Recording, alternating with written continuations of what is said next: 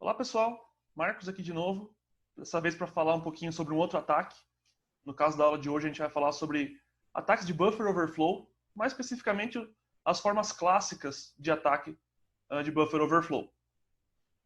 Então, de novo, nessa mistura de português e inglês, juntando diferentes materiais aqui para a aula de hoje, a gente vai primeiro falar um pouquinho de alguns conceitos de sistemas operacionais, para relembrar, para embasar a aula de hoje. Depois a gente vai falar dos overflows em si, que são overflows. Nem todo overflow é um ataque, né? Então, depois a gente vai falar de quando que os problemas de overflow se transformam em ataques. Depois a gente vai falar das mitigações para ataques de buffer overflow. Por fim, a gente vai preparar um pouco o caminho para o que vem a seguir. E aí no final a gente faz já a conclusão, eu deixo alguns exercícios, alguns desafios para vocês. Beleza? Então vamos lá. Primeiro vamos voltar um pouquinho a falar de sistemas operacionais e coisas relacionadas para ver se a gente se posiciona melhor aqui. Então, vocês se lembram o que são ABIs, né? Application Binary Interface, e as CCs, né? As Calling Conventions? Então, esses são conceitos importantes, né? Que a gente tem que lembrar, que é basicamente como é que a gente define, como é que a gente passa parâmetros para as funções, né? A nível de código mesmo, assim, baixo nível, né? Como é que a gente passa as informações, né? Para as chamadas de funções, né? Em que ordem que a gente passa os parâmetros? Isso é importante, né? Porque se o compilador gera o código numa ordem e o processador executa em outra, né? As coisas não vão bater, né? Então, preciso definir uma ordem, né? E principalmente aonde que a gente passa esses parâmetros, né? A gente vai passar por registrador, a gente vai passar na pilha. Então, tudo isso é importante e a aula de hoje vai falar de tudo isso. Então, se você não se lembra muito bem desses conceitos, essa é a hora de pausar o vídeo e ir lá relembrar, porque vai ser importante, certo?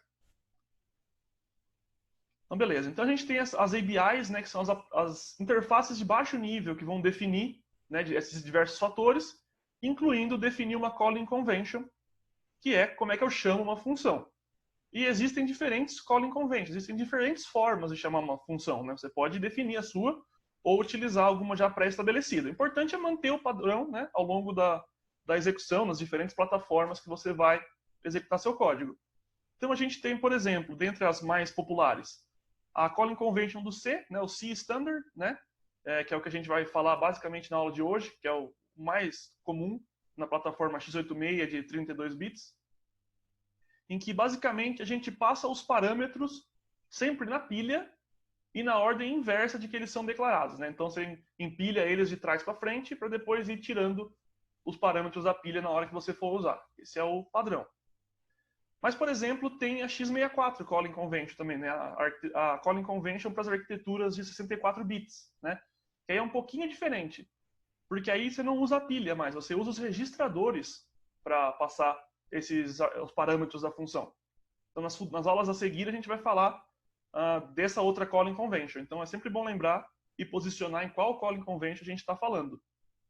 E por que a Calling Convention tem a ver com a ABI? Porque, né, o que está ali embaixo, né, a interface binária, acaba afetando isso. Então, em arquiteturas de 32 bits, a gente tem pouco registrador, né, em comparação com a de 64. Então, a gente acaba passando na pilha. Na de 64, como a gente tem mais registradores, eles acharam melhor que era mais rápido, né, mais eficiente passar por registradores. Então, a arquitetura que a gente usa acaba influenciando como é que a gente escreve código e como é que o compilador vai gerar código para essa arquitetura, para essa máquina, enfim.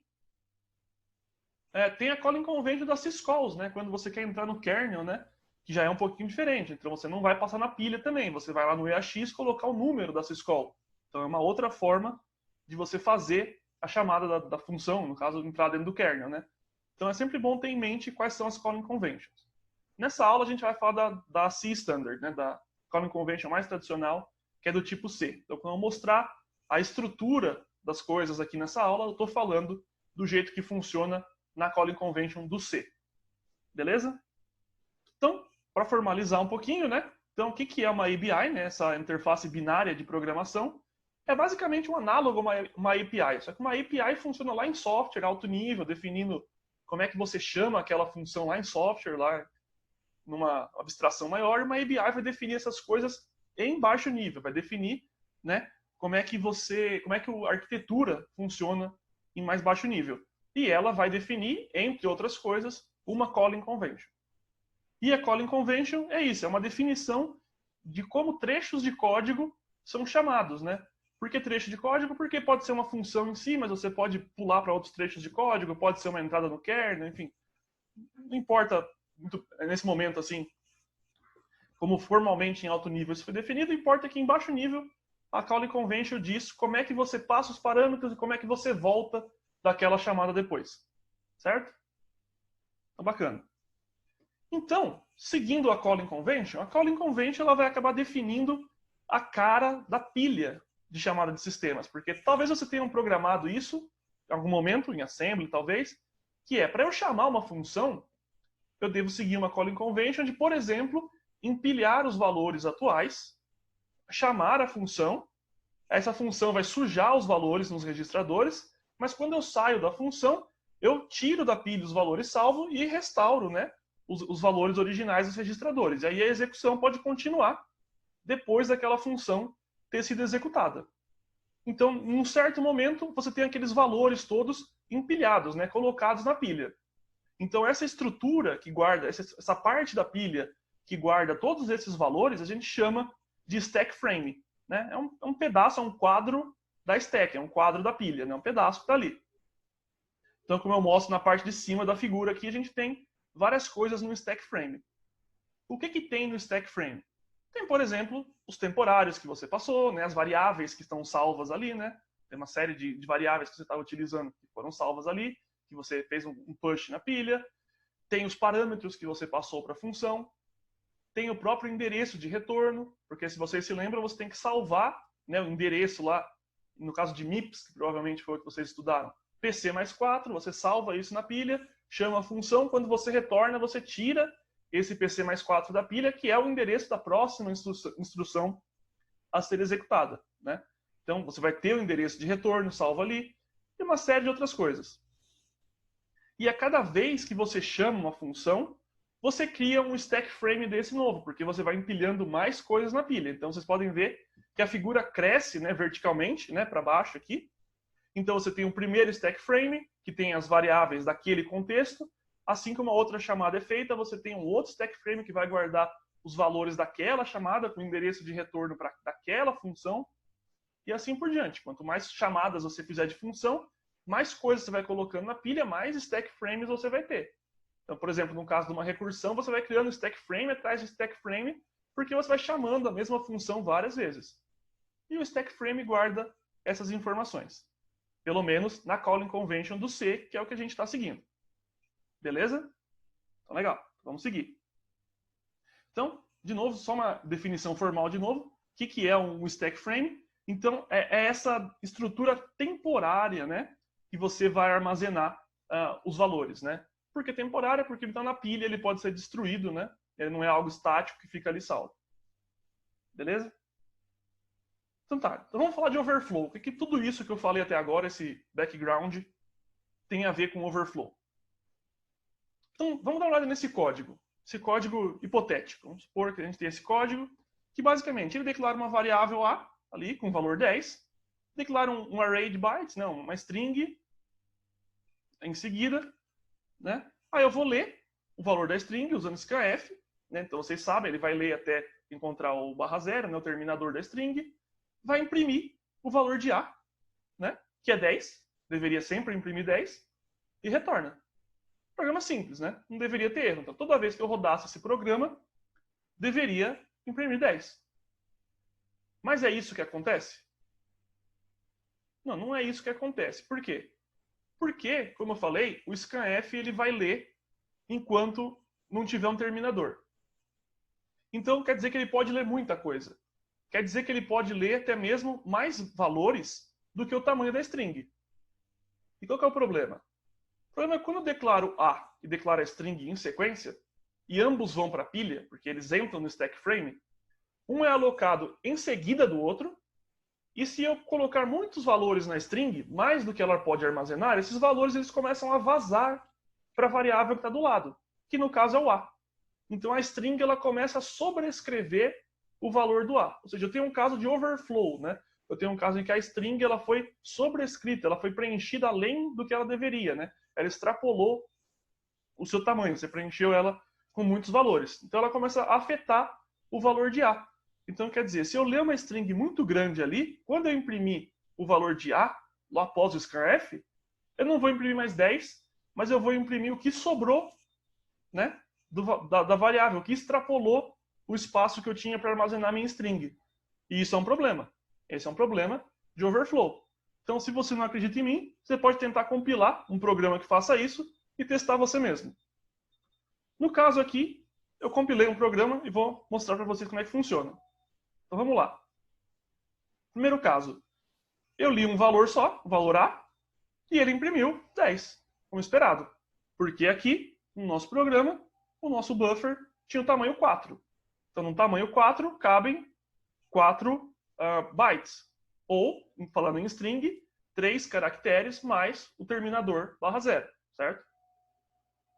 Beleza, então, continuando. Aí, coloquei 2 vezes o A. A, ele imprimiu 10. Coloquei 3 vezes o A e ele imprimiu 10. Tudo bem. Está cabendo esses valores dentro do espaço que eu reservei ali de 4 bytes para minha string. E a variável A está posicionada ali em sequência. Mas quando eu coloco 4 vezes o valor A, ele imprime 0. E por que ele imprime 0? Porque quando eu coloco 4 vezes o valor A, na verdade eu estou fornecendo para ele 5 bytes, né? 4 vezes o valor A, mais um /0, né? Mais o byte 0 do final para terminar a string. Aonde que esse valor foi alocado? Bom, ele não cabe num buffer de 4, então ele vazou para o espaço ao lado. O espaço ao lado era o espaço do A. Então, onde eu tinha a variável A, agora eu escrevi um 0. Logo, quando eu imprimo o valor que deveria ser o A, ele imprime 0. E se eu colocar mais um A, então? Se eu colocar 5 vezes o A? Bom, aí vocês vão ver que ele imprime 97. Por que 97? Porque agora, além do /0, quem vazou para o espaço do A é o caractere A também. O caractere A ficou ali na posição que até então era da variável A. E aí o valor dele é impresso. Por que 97? Vocês podem olhar na tabela ASCII qual é o correspondente ao A na tabela, vocês vão ver 97. Não acredita em mim? Então faz o teste. Se eu colocar em vez do A, um B agora. A, B. Aí ele vai imprimir 98. Por quê? Porque o B vem depois do A, e como é o B que está vazando ali para o lado, ele está imprimindo o caractere correspondente ao B. Então, se você for preenchendo mais valores no buffer, você vai vendo que o valor do A, o que seria a variável A, vai mudando, simplesmente porque está vazando dados do buffer, está tendo esse overflow. Então, eu recomendo vocês atestarem, deixar isso como exercício. Mais uma dica. Não levem esse código aqui ao pé da letra, porque se vocês implementarem esse daqui, o resultado não vai ser esse. Porque o compilador é esperto. Porque como esse é um ataque clássico, é um problema já conhecido, o compilador ele consegue já reordenar os valores, colocar proteções. Então, para isso funcionar, vocês têm que desligar as proteções do compilador e achar uma forma de colocar essas variáveis lado a lado. Porque o compilador ele tende a separar as variáveis, né? Então, fica como exercício, como tarefa, vocês descobrirem como é que faz isso. Caso vocês não consigam, depois o André vai disponibilizar uma série de códigos que eu preparei, e aí vocês podem olhar esse exemplo que eu apresentei antes, para vocês verem como é que faz e quais são as flags que você usa. Mas primeiro vocês tentam fazer funcionar vocês mesmos, para vocês experimentarem e verem quando é que o compilador troca de lugar, quando é que ele não troca, quando é que dá overflow e quando é que não dá. Beleza? Bom, legal. Então a gente viu que pode acontecer overflow. Quando tem duas variáveis lado a lado, uma pode extrapolar para a outra. Legal. Mas isso não é um problema de segurança a princípio, certo? Mas ele pode vir a ser. Quando que ele vai vir a ser um problema de segurança? Quando eu, de propósito, explorar um overflow desse para fazer um ataque, para fazer uma violação de segurança. Ou seja, para eu fazer o programa fazer alguma coisa que ele não deveria fazer. Aí sim, eu deixei de ter apenas um overflow para ter um ataque baseado em overflow, certo? Então é isso que a gente vai ver agora. Então vocês vão pensar, bom, tudo bem, mas eu estou até agora mudando o valor de uma variável. Como que isso pode ser problemático? Bom, então pensa que, além de mudar o valor da variável, tem outras coisas no stack frame, né? Lembra que tinha os parâmetros, tinha endereço de retorno, tinha uma série de coisas. Então pensa que em um código Em vez de eu simplesmente fazer aquele scanf, eu tenho esse outro código aqui, também hipotético de exemplo. Tem um string copy. O que o string copy vai fazer? Vai pegar os parâmetros que eu passei ali em argv e vai colocar na minha string. E agora eu tenho 32 bytes. Qual que é o problema? O problema é que o argv ele pode ter um tamanho arbitrário a princípio, certo? Então ele pode ter muito mais do que 32 bytes. Então eu estou tentando colocar mais que 32 bytes num buffer de 32. Não vai caber e vai vazar, certo? Ou seja, todo o código que vocês provavelmente fizeram até hoje, que usa string copy, está por definição vulnerável a esse tipo de ataque. Então todos os códigos que vocês escreveram provavelmente estão vulneráveis a um tipo de overflow de cópia de strings, por exemplo, que é eu passar um argv, por exemplo aqui, ou algum outro valor que eu leio pelo scanf, alguma entrada que o usuário forneça, e você tenta fazer uma cópia e você está deixando o usuário, de alguma forma, controlar o seu stack frame, porque o que ele passar no stack frame, como entrada, vai acabar sobrescrevendo valores no seu stack frame. Então isso pode ser um problema grande, porque eu posso fazer coisas bem divertidas e bastante perigosas com isso, como eu vou mostrar, que é o ataque, né, de buffer overflow baseado na sobrescrita da pilha. É difícil falar quem é que foi o primeiro a propor isso, mas com certeza o primeiro ataque mais famoso veio nesse artigo, um cara chamado Aleph One, que é o Smashing the Stack for Fun and for Profit. E eu deixei o link aqui e eu sugiro vocês darem uma olhada quando esse artigo, como era esse artigo, porque ele é parte da história da computação e parte da história da segurança como um todo. E depois que esse artigo foi publicado, ataques de buffer overflow desse tipo surgiram e inundaram a internet, todo mundo fazia buffer overflow para todo lado. Então eu recomendo vocês darem uma olhada porque ele é bem interessante, ele descreve em detalhes, né, os passos que eu vou tentar sumarizar nessa aula de hoje.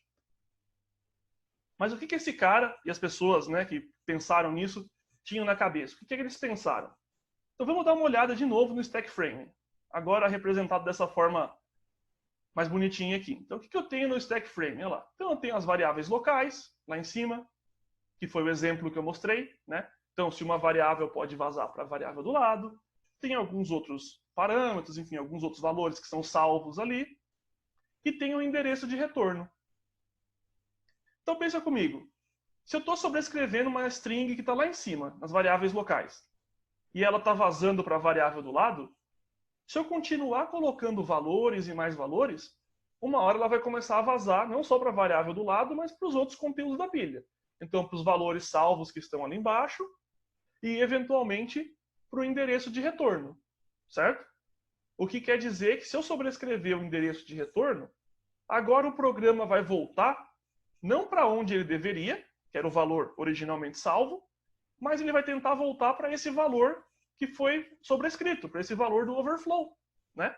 O que é um problema, porque esse valor do overflow pode ser qualquer outro lugar, né?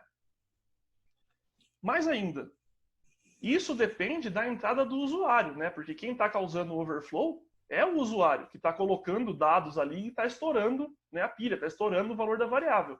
Então, no fundo, eu estou deixando o usuário, de alguma forma, definir o endereço de retorno da função. Por quê? Porque ele estoura o buffer e aquele valor que vinha que ele está preenchendo, de algum modo vai parar ali no endereço de retorno da função. Então pensa só, se o usuário, nesse caso, for um atacante, ele pode fazer isso de propósito e estourar um buffer de modo que ele preencha as variáveis e coloque um valor ali no endereço de retorno, né? Se ele formar um buffer bonitinho assim, bem formatadinho, ele consegue preencher ali o valor do endereço de retorno para o valor que ele quer. E aí ele faz o programa retornar para onde ele quer e não para onde o programa deveria retornar originalmente. Então aqui a gente começa a ver que isso pode se tornar um problema grave de segurança.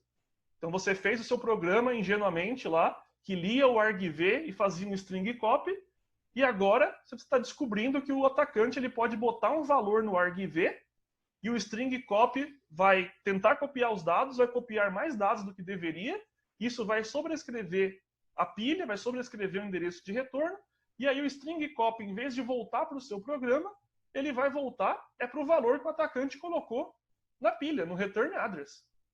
Então pronto, você perdeu o controle sobre o seu programa, certo? Então basicamente a ideia de um ataque de buffer overflow é isso, eu vou sobrescrever o endereço de retorno para ele retornar para um valor sobre o meu controle enquanto atacante. Mas isso não é muito útil a princípio, né? Porque para onde que eu vou retornar, afinal de contas, né? Eu não posso voltar para qualquer lugar, né? Se eu botar um endereço aleatório ali, né, 0000, o programa vai crashar e não vai retornar para o endereço 0, né? Então, o que o atacante pensa? O que as pessoas pensaram? Vamos colocar um código ali. Porque, veja, eu estou preenchendo os valores da pilha, certo? Eu estou preenchendo o buffer, né? Estou colocando os valores que eu quero lá. Então, por que eu não coloco um programa lá? Eu coloco o meu programa lá e eu aponto o meu endereço de retorno, né, para esse valor que eu próprio mesmo coloquei lá. E aí o programa vai retornar para o valor que eu coloquei, que é um código. E aí o programa ele passa a executar o código que eu coloquei no buffer, a partir da própria memória do programa original. Fez sentido? Então, no argv, quando eu vou preencher, eu coloco um programa e o endereço de retorno que aponta para esse próprio programa, certo? Tudo isso em bytes. E eu preencho isso, eu provejo isso para o programa. Isso vai causar um estouro do buffer, o buffer vai ser preenchido com o meu programa e o endereço de retorno, e esse endereço de retorno, quando o programa original tentar retornar, que ele fizer o pop da pilha e o hatch para retornar, o endereço do hatch vai ser o endereço da própria pilha, o endereço do programa que eu coloquei na pilha, e ele vai executar o programa do atacante em vez de executar o programa original. Fez sentido? Então, para esse programa que eu coloco lá, o atacante coloca lá, a gente dá o nome de shellcode. Porque antigamente o que os atacantes queriam que esse programa fizesse era que ele abrisse uma shell, né? Que ele abrisse um terminal para o atacante poder tomar conta do programa, né? Então, ficou genericamente, todo o conteúdo que o atacante escreve ali ficou genericamente conhecido como shellcode, né? Qual que é a utilidade disso? Pensa que seu programa, que lê o argv, está rodando como root na máquina. E o atacante não tem acesso a root. Ele pode inserir um programinha que abre o terminal, colocar o endereço de retorno dele e colocar isso no argv do seu programa. Aí seu programa, como root, vai ter a pilha sobrescrita, né? Vai ter um overflow, o programa que ele escreveu vai entrar na memória e o endereço de retorno da função vai ser sobrescrita com o endereço que o atacante colocou. Seu programa tenta retornar, ele retorna para o endereço do atacante, que é o próprio programa que ele colocou em memória, que abre um terminal. Mas como o seu programa estava rodando como root, agora esse terminal ele abriu como root. Pronto. O atacante, a partir de uma entrada que ele deu de um conjunto de bytes, agora ele é root na sua máquina, certo? Então é assim que esse ataque funciona.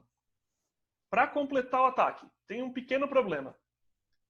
É difícil saber o endereço da pilha, né, para retornar, né? Porque como é que eu sei para qual valor que eu coloco no endereço de retorno para retornar, né? É difícil, né? Porque eu gostaria de ter uma flexibilidade, né? Eu gostaria de trabalhar com pilhas grandes, pilhas pequenas, poder ter um certo controle, né? Se eu colocar uma instrução lá e a pilha não for do tamanho certo, eu tenho um problema, né? Porque o endereço de retorno vai cair no meio do meu programa que eu coloquei lá, e aí executar o programa do meio não funciona, e aí eu vou crashar o programa em vez de explorar ele, certo? Então isso é um problema. Então eu gostaria de ter alguma coisa que desse uma flexibilidade, que permitisse eu aumentar e diminuir o tamanho do meu ataque, né?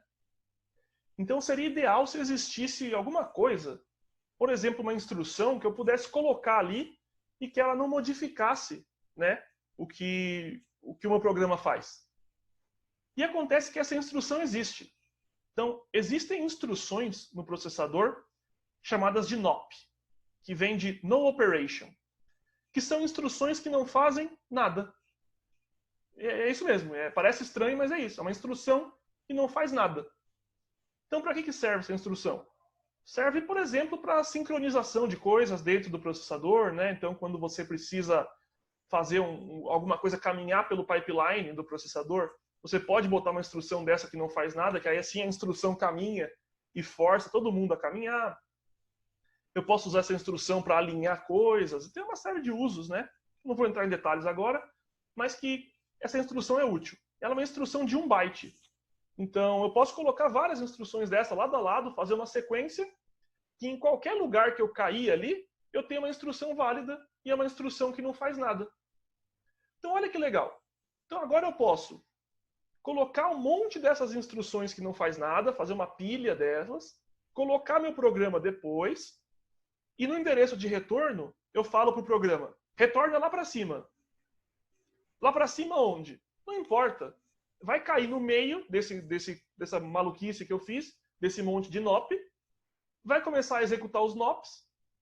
Os NOPs não fazem nada, vai sendo executado, executado, executado, até que uma hora ele chega no programa que eu coloquei na memória. E aí pronto, o programa começa a executar do início. E aí eu alterando o tamanho da sequência de NOPs, né, eu consigo fazer pilhas maiores ou pilhas menores de acordo com o que eu precisar. Então, se eu tenho um buffer pequeno, 30 bytes, eu vou botar ali meia dúzia de NOPs para eu preencher o buffer. Se eu tenho um buffer de 200 bytes, não tem problema, eu vou botar 200 NOPs lá e vou, né, fazer o meu código caminhar para ele ficar grande o suficiente para ele preencher o buffer. Então, não importa o tamanho do buffer que eu tenho para estourar, eu vou botar um monte de NOP, vou botar o meu código e vou botar o endereço de retorno lá para cima. Pronto. Essa é a estrutura básica de um ataque de buffer overflow. Então, todo ataque que vocês encontrarem vai ter essa estruturazinha. Os NOPs, o shellcode, que é o programa que ele coloca lá, e o endereço de retorno voltando para trás para ele executar o que ele colocou antes. Então, é assim que funciona um ataque de buffer overflow. Certo? E o shellcode? Como é que eu faço esse shellcode? Ou seja, o que é esse programa que eu coloco lá para ser executado? Bom, como eu falei, em geral a gente quer abrir um terminal, por exemplo. Então a gente coloca um código do terminal. Às vezes eu quero fazer um backdoor, eu quero abrir uma conexão remota da máquina vítima para a máquina do atacante. Então eu vou colocar um código que faz isso. Como é que eu escrevo esse código?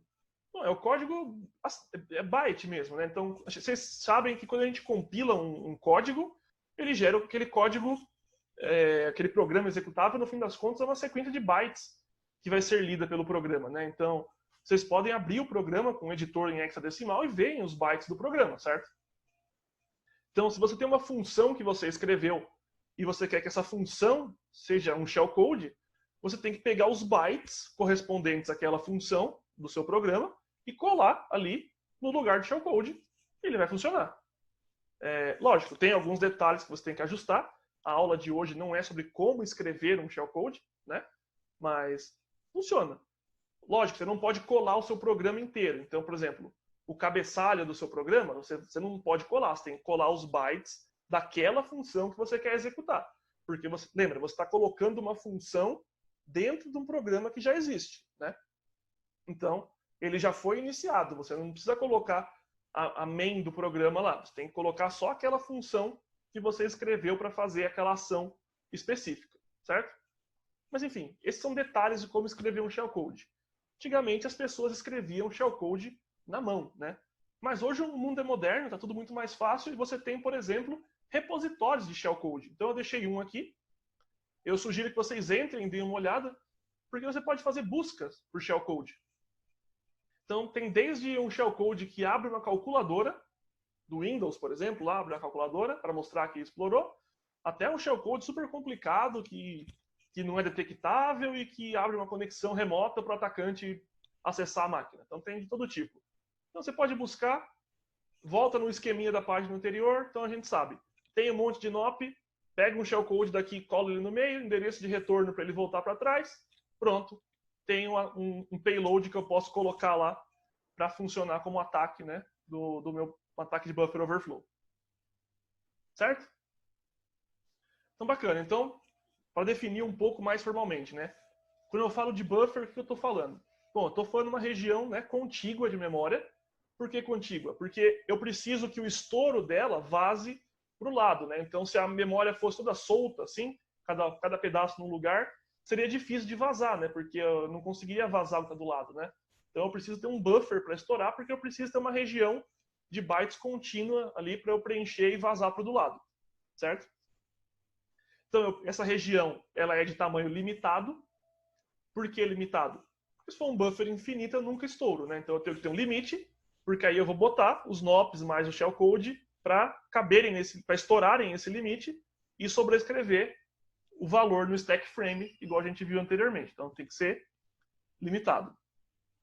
E esse buffer ele é de uso temporário. Por que temporário? Porque ele tem que, em algum momento, ir parar lá na stack.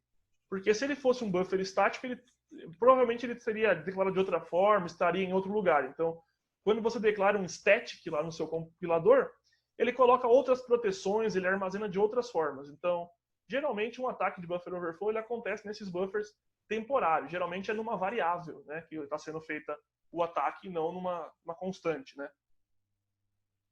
E o que é o buffer overflow? Buffer overflow é quando vaza, né? Quando extrapola os limites do buffer. Então, um buffer overflow não é um ataque por si só. Mas o que é um ataque de buffer overflow? É quando você pega esse vazamento de dados do buffer para fazer um ataque, né? Para você intencionalmente fazer o programa executar alguma ação que você queira e não simplesmente um erro do programa, certo? Então, um buffer overflow ele pode se tornar um ataque e, em geral, se torna, né? Porque os atacantes buscam esse tipo de ataque. Mais definições. Eu falei algumas vezes aqui o payload. O que é o payload? Payload é o conteúdo que eu coloco para estourar o buffer, né? Então, lembra que eu falei, você vai pegar os NOPs, vai pegar o shellcode, vai pegar o endereço de retorno, você vai concatenar tudo isso e você vai, por exemplo, jogar no argv. Vai pegar todos os bytes disso e vai jogar no argv para estourar o buffer e retornar para o seu endereço. Esse valor, esse conjunto todo que você coloca no argv, a gente chama de payload, né? É a coisa que vai explorar o seu programa, né? É o conteúdo, o conjunto de todos os dados ali já concatenados. Esse é o payload. E o shellcode?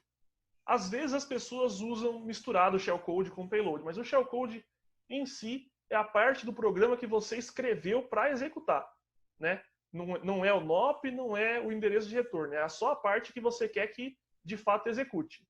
Originalmente abriu um shell, agora as pessoas estão fazendo ele fazer, os programas fazerem quase tudo, né, que elas imaginarem. Mas continua chamando shellcode. Então, shellcode é essa parte. Embora às vezes, como eu falei, as pessoas chamem de payload essa parte também, enfim. Não é muito formal a definição no meio dos atacantes, né? Vocês podem imaginar, eles não estão muito preocupados em fazer definições, eles estão preocupados mais em explorar mesmo, né? Mas na parte acadêmica a gente tende a fazer essa separação. A gente tem o NOP, né, que é essa no operation, né, é uma instrução que não faz nada, né, e tem o que a gente chama de NOP/SLED, que é quando a gente coloca uma sequência desses NOPs para, né, ajustar o tamanho do buffer ali. Então a gente chama isso de um NOP/SLED. Né? Então, NOP/SLED mais shellcode, mais endereço de retorno, formam um payload que pode explorar um buffer overflow e se tornar um ataque de buffer overflow.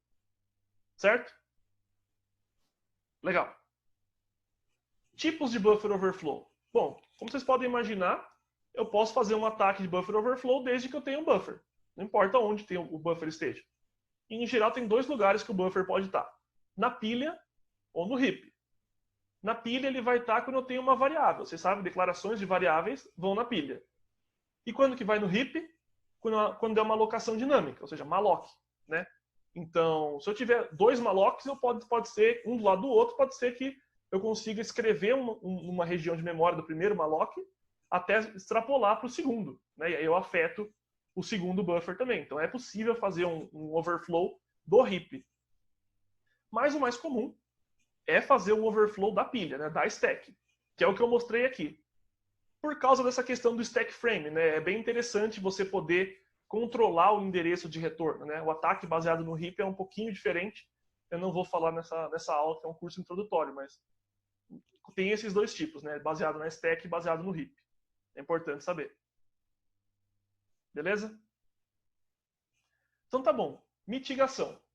Porque esses ataques que eu estou apresentando, eles já foram populares no passado, mas, sei lá, dos anos 2000 para cá, eles foram rareando, porque eles ficaram bem conhecidos, as pessoas entenderam bem como esses ataques funcionam, né, e passaram a desenvolver algumas formas de diminuir os problemas, né? Então, vamos pensar um pouquinho como é que você mitigaria esse problema.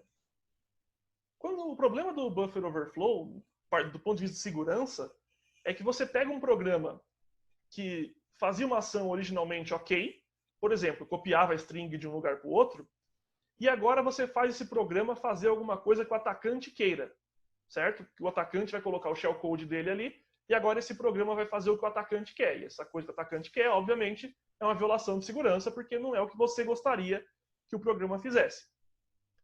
Então, se o atacante não conseguisse rodar a parte dele do programa, ele não conseguisse fazer a parte dele, diminuiria meu problema, certo? Porque se meu programa crachasse, mas não roubasse meus dados, é muito melhor do que ele conseguir executar até o final, né? Mesmo que ele crache, que o atacante consiga estourar o buffer, ele não ia conseguir rodar a parte dele. Então é uma forma de você mitigar o efeito colateral do estouro do buffer. Já que se eu não conseguir impedir o buffer de ser estourado, eu pelo menos evito que o atacante coloque o código dele lá. Como é que isso é feito? Bom, então para isso eu vou recorrer àquilo que eu estava falando na aula anterior de TalkTool, que é o hardware e SO eles têm mecanismos para suportar a execução. Um desses mecanismos é lá o gerenciador de memória, né, a MMU, né, o TLB, o Pageful Handler, enfim, os tratadores de página. E lá, né, estou mostrando um exemplo nessa figura, a gente tem vários campos, né, se a página está presente, não está, onde é que está a entrada, a memória virtual. E um desses campos é ali as permissões, né? Então você pode setar algumas permissões. E nos processadores mais recentes, a gente tem uma permissão chamada de NX, que é No Execute, ou seja, não execute. Então, o que tiver contido naquela página de memória não pode ser executado pelo programa. Por quê? Porque se a gente pensa na anatomia no ataque de buffer overflow, o que acontece é, eu pego uma pilha que continha um buffer, ou seja, uma variável, que ela devia ser apenas escrita e lida, né? Eu posso fazer push e pop de valores na pilha. Então eu devia escrever e ler daquela página de memória. Mas pelo estouro do buffer, né, e por sobrescrever o endereço de retorno, agora eu coloco um código ali e executo o código a partir da pilha. Então aquela página que até então eu só lia e escrevia, passou a executar código, que é uma coisa que não estava prevista. Então se a gente tivesse uma forma de impedir que a pilha fosse executada, eu complicaria o lado do atacante, né? Porque ele ia colocar um shellcode ali, ia colocar o endereço de retorno, quando ele tentasse retornar para lá, ele ia tentar executar um valor que ele colocou na pilha. E se a pilha não pudesse ser executada, o programa vai dar um segmentation fault. Então foi exatamente essa a ideia. Então vamos adicionar um bit NX que, para as páginas normais, ele pode ser executado, mas para a página de pilha, o bit está setado para 1, ou seja, ele é NX, a pilha não pode ser executada. E aí, desde os anos 2000 para cá, criaram uma série de técnicas para suportar isso, que começa no compilador falando, olha, aqui vai uma pilha, passando pelo SO, quando você carrega o programa, ele aloca a pilha e ele fala, olha, essa região aqui é a de pilha, então eu vou botar o bit NX, e o bit NX é setado, então, lá no hardware, que vai ficar o tempo inteiro monitorando aquilo, para ver se tentarem executar aquela página, que é a pilha, ele não deixa.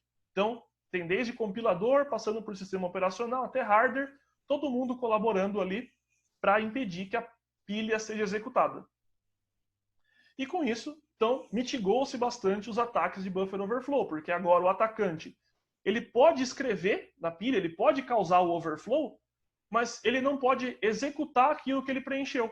Então, se ele tentar retornar para lá, vai dar um crash, dar um segfault, dar uma violação desse tipo. Então, os sistemas atuais, todos, eles já têm essas proteções. Então, vocês podem fazer esse teste. Eu estou mostrando aqui o comando nessa figura, para vocês verem na máquina de vocês agora, enquanto eu vou falando, vocês vão testando e vendo como é que isso funciona. Então, qual é o comando que eu dei? Eu dei um cat ali, self proc maps, né? Aliás, proc self maps. Não sei o quão acostumado vocês estão com Linux, mas o /proc ele é um sistema de arquivos virtual que mapeia algumas variáveis, né? Então você pode lê esse valor como se fosse um arquivo, mas na verdade ele está mapeando itens do sistema. Que sistema? Os processos, né? Então ele mapeia os processos. Então você pode fazer /proc /pid e botar um número ali para ver um PID de um processo, ou /proc /self para ver do seu próprio processo, que é o que eu fiz, né? Então, nesse caso ele vai fazer um cat e verificar os dados do próprio cat, né? E maps porque é o mapeamento de memória. Eu peço para ele me dar um mapeamento de memória do meu próprio processo. E ele me dá, ele imprime essa lista. Então ele mostra os endereços, né? E aí você pode ver ali onde é que está armazenado o binário. Então nas primeiras linhas você tem ali o /bin /cat, que é onde é que o binário em si, né? Onde é que o código dele está armazenado.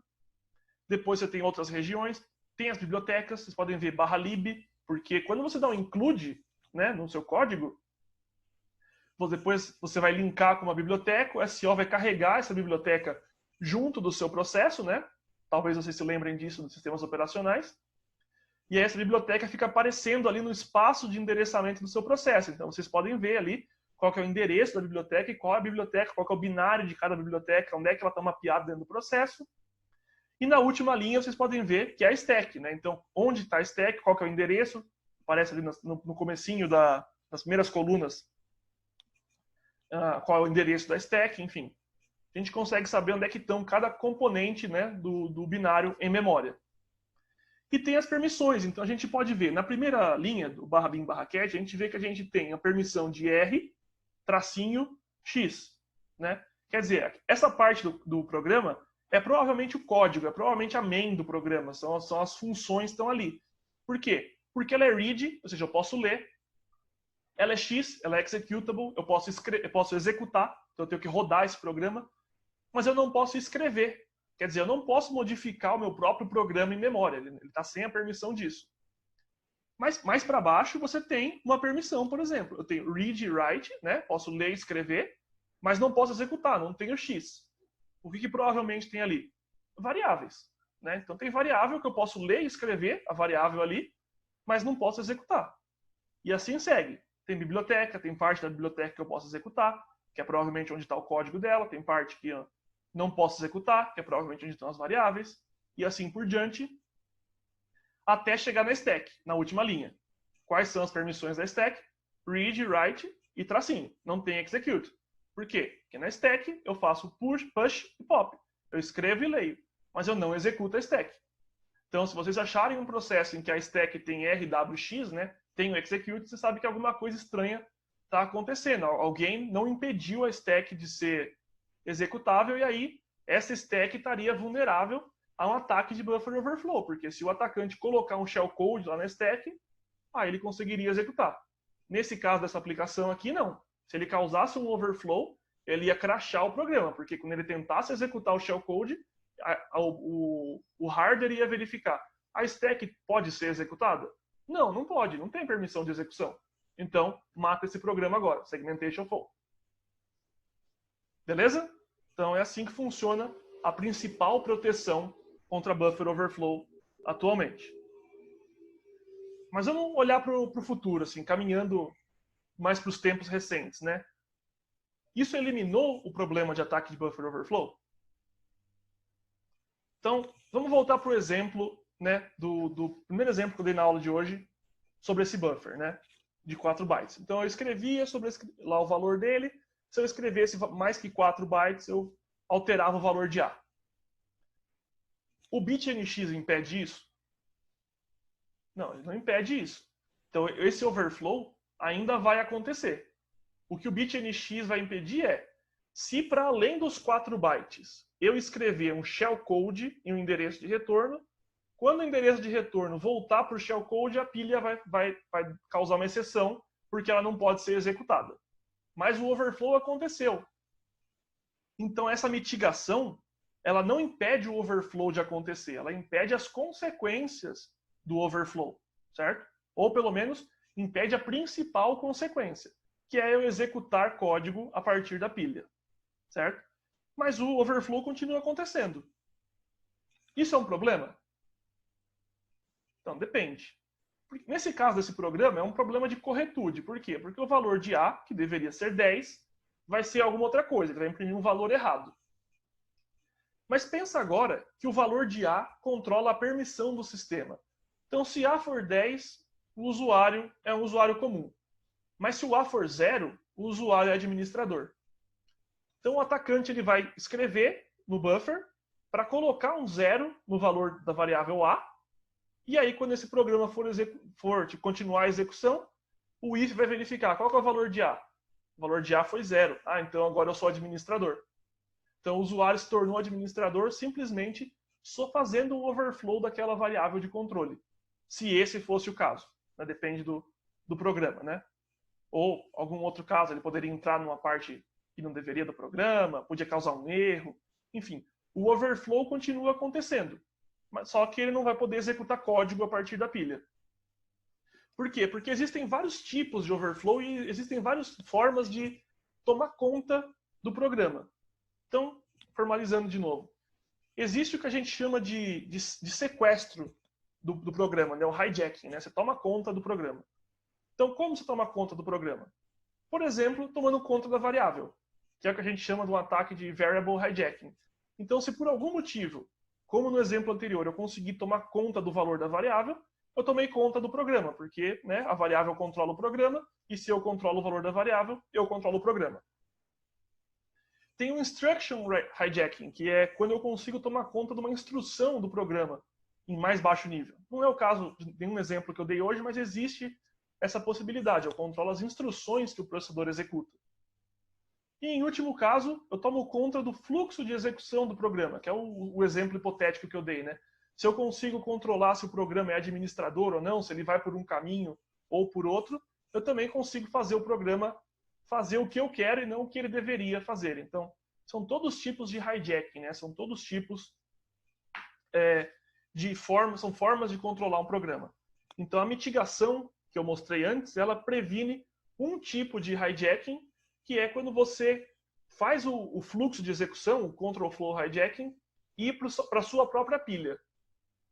Mas e se eu fizesse esse fluxo de execução ir para outro lugar? Eu seria impedido?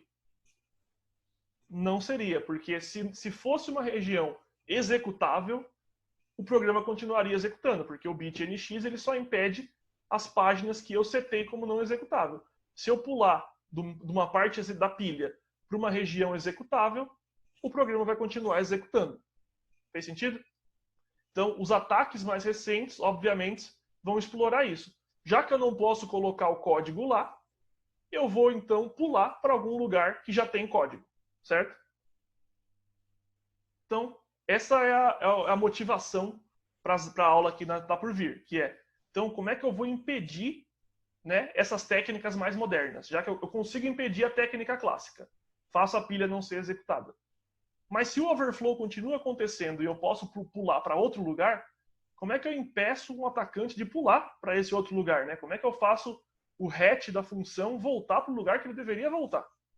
Então, fica de motivação para as próximas aulas. E a gente vai fechando, então, como sempre, um exercício, um desafio, que é, como é que eu faço, então, para implementar um buffer overflow desse? Né?